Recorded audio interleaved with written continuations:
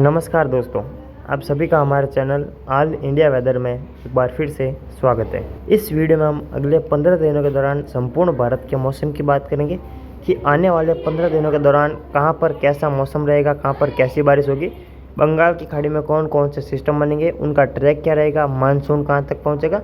तो ये संपूर्ण जानकारी आपको हमारे इसी वीडियो में दी जाएगी। आपसे निवेदन है कि वीडियो में अंत तक बने रहें। 13 मई से लगाकर 27 मई के मध्य होने वाली बारिश की हम बात करेंगे। तो आइए शुरू करते हैं। सबसे पहले बंगाल की खाड़ी में बनने वाले सिस्टम की अगर मैं बात करूं तो दोस्तों आज 13 मई को एक लो प्रेशर एरिया बंगाल की खाड़ी के दक्षिणी और पश्चिमी क्षेत्र के आसपास बना हुआ है, यानी कि तमिलनाडु के तट से कुछ ही किलोमीटर दूर ये सिस्टम बना हुआ है और इसके असर से पिछले 48 घंटों में दक्षिण भारत के कई राज्यों में अच्छी बारिश हुई है। आगे भी बारिश की संभावना है। यह अब दोस्तों कमजोर होने जा रहा है। जी हाँ, जो सिस्टम अभी बना हुआ है ये अब अगले 24 से 48 घंटों में साइक्लोनिक सर्कुलेशन का रूप ले सकता है। उसके बाद इसके पूर्ण रूप से समाप्त होने की संभावना है। मजबूत होने की इसकी ना के बराबर संभावना है। ये तो हो गई सिस्टम की बात। वहीं दोस्तों 18 मई के आसपास बंगाल की खाड़ी में एक और मजबूत सिस्टम बनने की संभावना दिखाई दे रही है, जो कि अंडमान और निकोबार द्वीप समूह के आसपास बनेगा और ये निम्न दबाव का क्षेत्र 18 मई को विकसित होगा।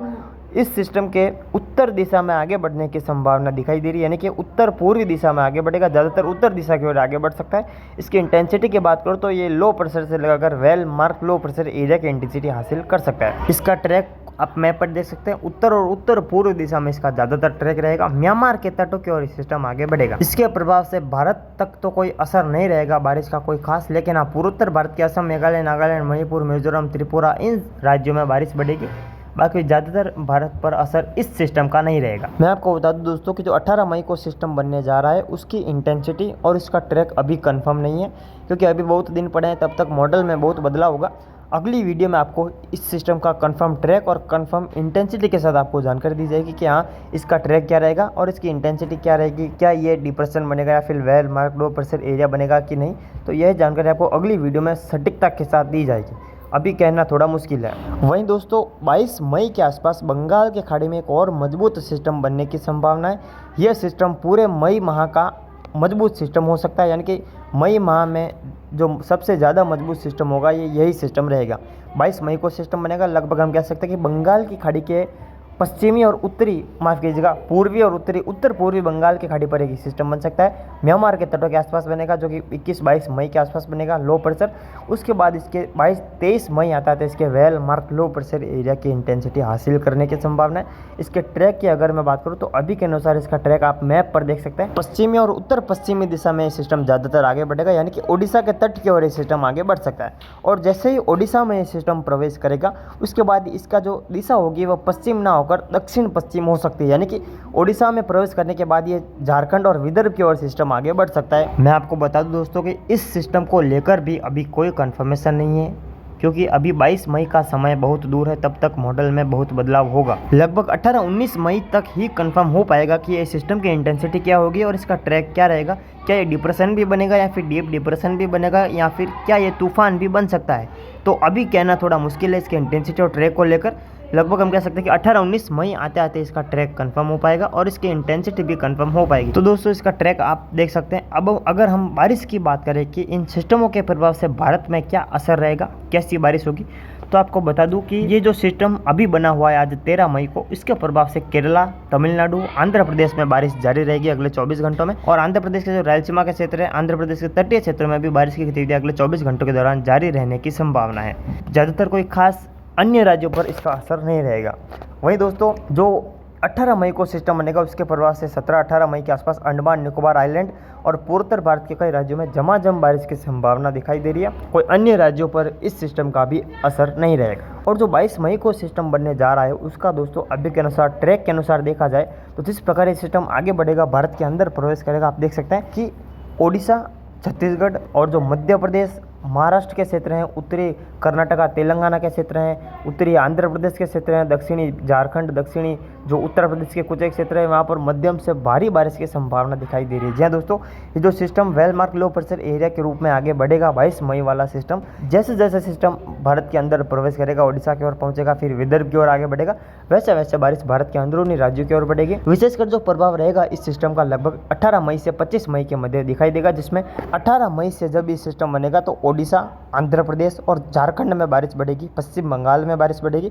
19-20 मई आता है जब ये थोड़ा भारत की ओर आगे बढ़ेगा तो छत्तीसगढ़, पूर्वी मध्य प्रदेश और पूर्वी विदर्भ में बारिश बढ़ेगी। तेलंगाना में बारिश बढ़ेगी। और दोस्तों जब 21-22 मई आता है जब ये well mark low pressure area की इंटेंसिटी हासिल करेगा और जैसे ही भारत के अंदर प्रवेश करेगा तब बारिश की जो गतिविधियाँ है मध्य प्रदेश के अन्य राज्य जिलों तक बढ़ेगी। वहीं महाराष्ट्र, विदर्भ, पूर्वी गुजरात के कई जिलों में मध्यम से तेज बारिश की संभावना दिखाई दे रही है। विशेषकर जो बारिश का प्रभाव रहेगा वो ओडिशा, छत्तीसगढ़, उत्तरी विदर्भ, तेलंगाना, उत्तरी आंध्र प्रदेश, महाराष्ट्र, दक्षिणी मध्य प्रदेश के जिलों में देखने को मिलेगा। बिहार, झारखंड, पश्चिम बंगाल में भी इस सिस्टम का असर है वो देखने को मिलेगा। वहीं पूर्वोत्तर भारत के भी अधिकतर राज्यों में झमाझम बारिश की संभावना है। वहीं दोस्तों राजस्थान, गुजरात, पंजाब, हरियाणा और पश्चिमी उत्तर प्रदेश और उत्तर पश्चिमी मध्य प्रदेश के ग्वालियर संभाग के जिलों में कोई ज़्यादा खास बारिश की संभावना इन 15 दिनों के दौरान अभी दिखाई नहीं दे रही है। हालांकि अभी मॉडल में बहुत बदलाव होगा, क्या पता कल की वीडियो में ये जो मॉडल है बारिश दिखाए, लेकिन अभी के अनुसार जो है कोई बारिश की संभावना राजस्थान, पश्चिमी मध्य प्रदेश, पश्चिमी गुजरात, पंजाब, हरियाणा, उत्तर प्रदेश में दिखाई नहीं दे रही है। हाँ, छुटपुट खंड वर्षा कहीं कहीं इन राज्यों में हो सकती है। वहीं पूर्वी उत्तर प्रदेश, दक्षिणी रायलसीमा, दक्षिणी जो आंध्र प्रदेश, पश्चिम पूर्वी कर्नाटका के क्षेत्र है, तमिलनाडु के कुछ क्षेत्र है, बिहार के पश्चिमी क्षेत्र है, उत्तरी मध्य प्रदेश, उत्तरी झारखंड, यहाँ पर हल्की से मध्यम बारिश इन 15 दिनों के दौरान रुक रुक कर होती रहेगी। विशेषकर जो ज़्यादातर जो बारिश होगी मध्य भारत में वो जो 22 मई को आने वाला सिस्टम रहेगा उसी के प्रभाव से दर्ज की जाएगी।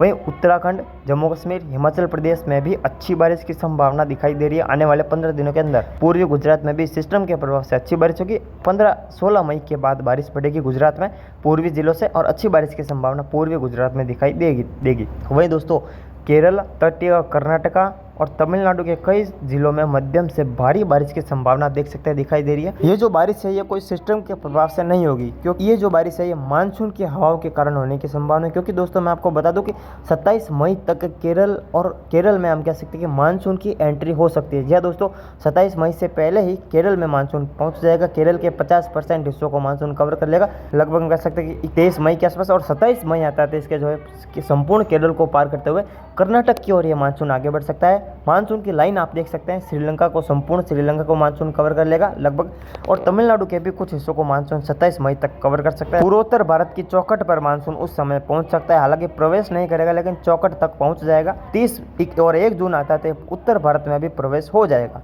तो कुल मिलाकर हम कह सकते हैं कि केरल में मानसून की जो एंट्री है धमाकेदार एंट्री होगी और सामान्य तारीख से कुछ दिन पहले मानसून केरल में दस्तक देगा। आप लाइन देख सकते हैं मानसून की, इन राज्यों तक मानसून पहुंच सकता है। बंगाल की खाड़ी अधिकतर कवर हो सकती है, वहीं पूर्वोत्तर भारत की चौखट तक मानसून पहुंच सकता है। तो दोस्तों ये था संपूर्ण भारत के अगले 15 दिनों का मौसम पूर्वानुमान।